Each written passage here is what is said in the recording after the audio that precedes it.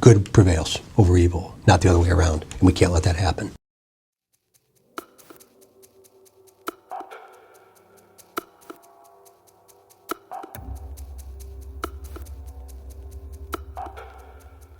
They are pointing the finger in a very specific direction as to who's responsible for this, and it's not Richard Allen. And we still don't know exactly who these folks are, but this is a small community in rural Indiana.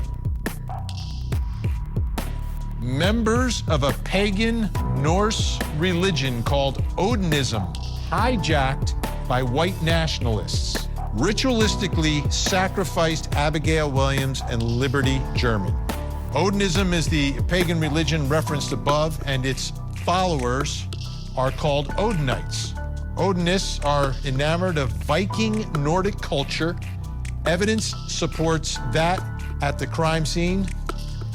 These murdering Odinites left behind obvious signatures, symbols in the forms of runes. These runes were formed with sticks, fashioned with tree branches, and painted using the blood of Liberty German. This is sick stuff, folks. This is sick.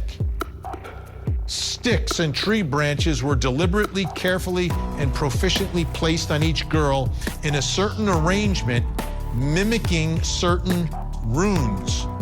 At least one of the branches appeared to have its end cut off cleanly by some type of tool like an electric saw, providing proof of a preconceived plan. Additionally, the blood of Liberty German was used as the paint to mark a tree with a rune that looks similar to the letter F. With a simple Google search, these runes would be identifiable as one of the many calling cards of this pagan religious cult. Either one of these individuals or a group, whatever that might be, that were involved in this, there's multiple ways to resolve this in your mind and in your heart and in your soul. Yeah. And I hope you'll do the right thing one day. But Odin was unable to rest whilst aware that others possessed information and power that he did not. We know that this is about power to you. This brings us to another story of Odin and his discovery of the ancient Norse runes. The runes are written letters that were used by the Norse and other Germanic peoples before the adoption of the Latin alphabet. It was known that these runes allowed one to access, interact with, and influence the world-shaping forces they symbolized. No wonder then that Odin desired mastery over them. At the center of the Norse cosmos stands the great tree Yggdrasil. Yggdrasil's upper branches cradle Asgard, the home and fortress of the Aesir gods and goddesses, of whom Odin is the chief. Libby was found at the base of a tree with 4 tree branches of varying sizes intentionally placed in a very specific and arranged pattern. This is the part that, again, gets even tougher, on her naked body. Libby's right arm was placed along the side of her body. One large tree branch had been placed on her left shoulder. This branch was so long that it extended above Libby's head several feet and below her legs for several feet as well. 2 smaller branches formed a V where her legs joined her body near her genitalia, with both sides of the V extending upward towards Libby's head, with one branch extending to the left of Libby's head and the other to the right of Libby's head. The last of the 4 branches extended across Libby's body on a line from her right shoulder to her left shoulder. This 4th tree branch was also connected with the other 3 branches and was placed under both branches that formed the V. Again, difficult. Libby's sliced neck was partially covered by this 4th branch. Abby was fully clothed. In fact, Abby was dressed in Libby's sweatshirt and jeans. No blood appeared on Abby's clothing. Abby was found on her back like Libby. However, unlike Libby, Abby's elbows were bent, with her right and left arms both placed on her chest. Abby's left hand and arm near the left side of her face, and her right hand and arm near the right side of her face. Also, Abby's left leg was straight, while her right leg was bent at the knee. The murderers also placed her bent right leg under her left leg. Above Abby's head were smaller sticks that had been placed over her hair, crudely mimicking horns or antlers. What have you not done humanly possible already to look into this case?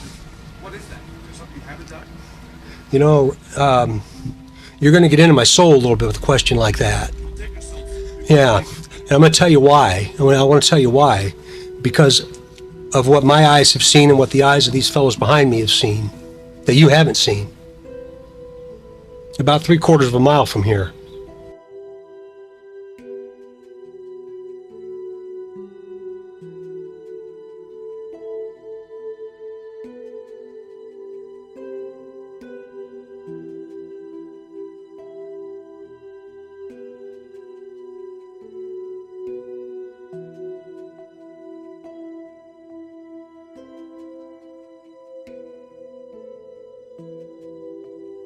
Are there moments of anger, or do you feel like that's not productive? What kind of role does that play in your roles in this?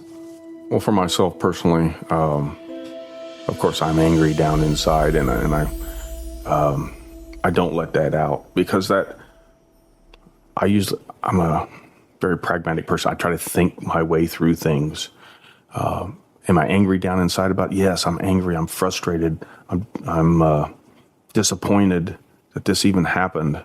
But to lash out at somebody in just raw anger, what value will that provide? What value? How about you? I'm good and pissed off, frankly, for all the reasons we've already talked about. And my soul's getting eaten from the inside out. If I saw the person that did this to them, I don't think I'd be angry, but I would just simply want to know why. You know, what were you thinking at that moment in time?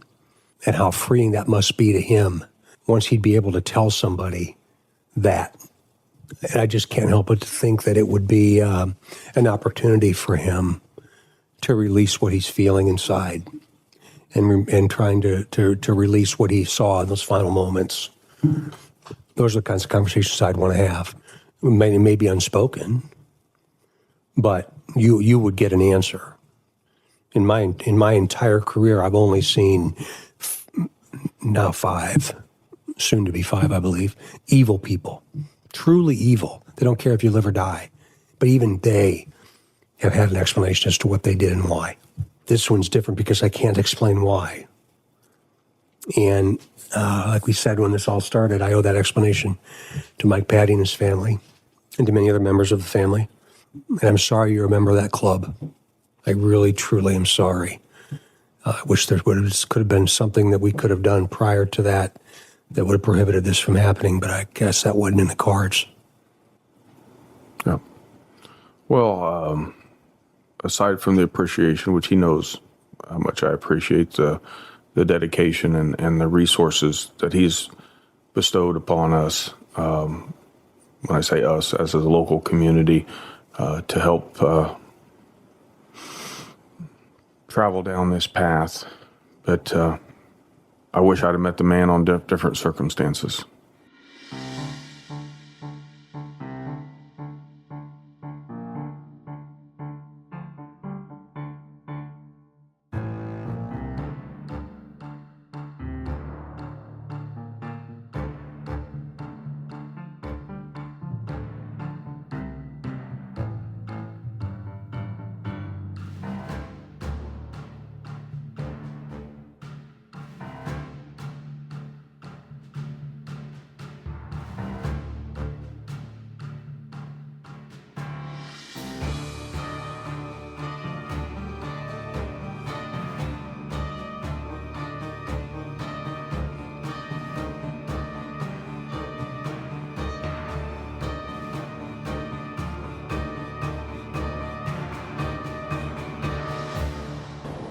We can't allow this kind of evil to live amongst us.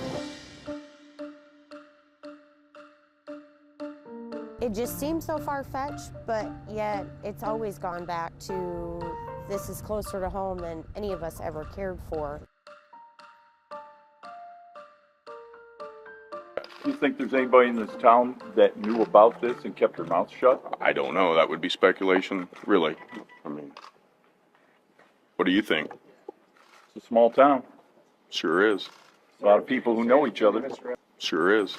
And that hopefully someone will be held accountable is important. So thank Sure you. is. And I'm sorry you're a member of that club. I really, truly am sorry. I wish there could have been something that we could have done prior to that that would have prohibited this from happening, but I guess that wasn't in the cards.